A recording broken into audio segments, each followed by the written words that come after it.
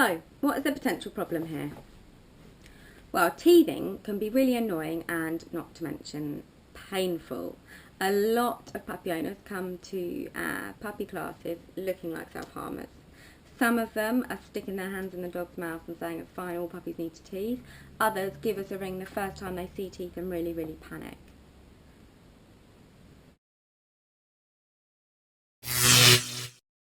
Happen? Well, puppies explore the world with their teeth. They have to use their teeth because they don't have opposable thumbs, so they can't pick things up and move things around like we do. So they use their teeth to explore textures and tastes and find out about the world. But also, it's really important socially. If you look at the way that puppies interact with their brothers and sisters and with their mum, there's a lot of biting behaviours. So what happens is the puppy realises and understands how hard it can bite its brothers and sisters and continue their game. They might go over and bite a little bit too hard, and the other puppy might squeak and run away and say, I don't want to play with you anymore.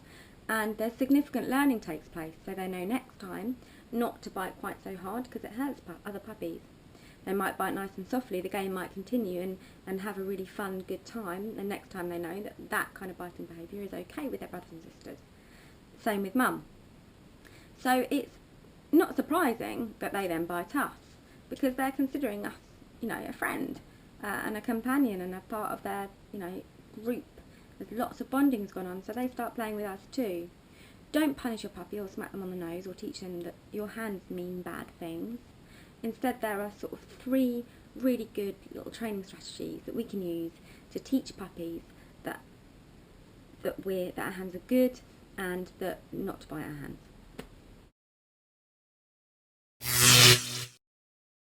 We're going to teach puppy that biting hard in play is not going to carry on for more play. It's going to lead to the play stopping. And then we're going to slowly filter this until any biting at all stops the game. We're going to give them alternative behaviour, which is going to be more rewarding. So we're going to bring in a toy, and when they play with the toy, we're going to play really hard and give them lots of fuss and attention, so that they learn that teeth on the toy leads to lots of fuss and lots of games and that kind of physical arousal that they're after, but the teeth on skin doesn't.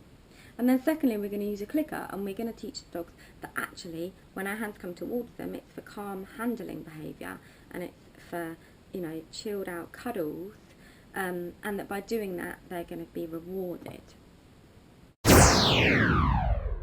There are 3 rules of playing with your puppy. First off, choose the right time to play with your puppy. If your puppy's in a snuggly mood, then that's a really good time to stroke and play with your hands on your puppy, so that your puppy learns that whenever your hands are on him or her, it's time for cuddles and not for rough play or biting.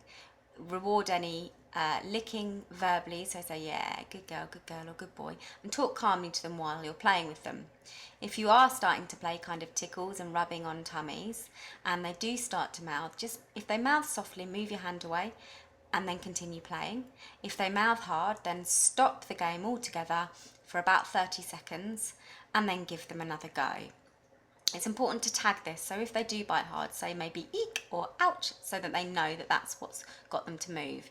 Secondly, if you've got an option to grab a toy, always redirect their mouth onto a toy so that they learn that playing with toys is fine, but playing with hands isn't. So there's a really great exercise that we can do to teach puppies that our hands are good and that when we handle them, this is a nice thing, but it's not about biting and mouthing. So what I want you to do is I want you to get a pot of treats and I want you to put them somewhere where you can get them but your puppy can't.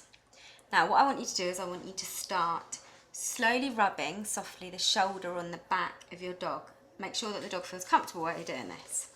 So as soon as they're still and as soon as they're allowing you to stroke them and they begin to relax, I want you to click and I want you to give them a treat. If you're not using a clicker, you can just use a tag word like yes or good. This is really good for vet visits and groomers, because what we're doing is we're teaching the puppy that hands coming towards them and hands on them means being calm is rewarding. So I want you to keep touching your puppy and I want you to go over the whole body, clicking and treating all the while the puppy is calm and still. So all the time that this Newfoundland is calm and still, I'm clicking and treating. I'm also giving bonus clicks and treats when I touch more tricky areas like the tail and like the paws. If your puppy shows any body language or starts to back away a little bit when you're doing this, it's really important that we give them an option to leave. For very, very minor sensitivities, so if the puppy's just kind of showing a little bit of appeasement gesture, like looking away or seeming a little tiny bit stressed, the best thing to do is to move backwards slightly and allow the puppy to come to you. So you can see here with this Bernese Mountain Dog, he just seems a little bit worried. His body language isn't that he's that comfortable, he seems a bit stressed behind the eyes. So what I do there is I move away and I allow him to come forward to show me that he wants to carry on playing the game. So he backs up a little bit there. I click and treat him for the touch, and then I wait. I wait it out and I wait for the dog to say to me, actually, yes, I want to carry on playing this training game. It's worth it. So when the puppy moves towards you and says, come on, let's keep playing, I want to carry on playing this game, I then carry on playing the game. Stroke, stroke, stroke. Staying calm equals clicks and treats. At any point, if your puppy gets up and moves away, that's fine. Stay where you are and allow them to come back. So here with Ella, again, I'm clicking and treating her. I'm also going to do some collar grabs with Ella. So she was a bit sensitive about me touching her collar to start with. So what I started to do is give her a few little cuddles and click and treat her to show her that the game is the same, but also added some collar grabs to it. So I added holding on to her collar and putting a little tiny bit of pressure on the collar. And as soon as I touch the collar and as soon as I put any pressure holding on to the collar, I click and treat her so that she learns that me touching her collar isn't a sign for her to mouth and is actually a sign for her to stay calm. And the calmer she stays, the more clicks and treats she gets, so that she starts to look forward to me touching her collar. If your dog's really worried about being touched, then you can try using a mat so that the dog understands that when they sit on the mat, you're going to touch them and they get a click and a treat. But so that they've got a really visual way of opting out. So as soon as they get off the mat, the game stops, and if they get on the mat, the game continues.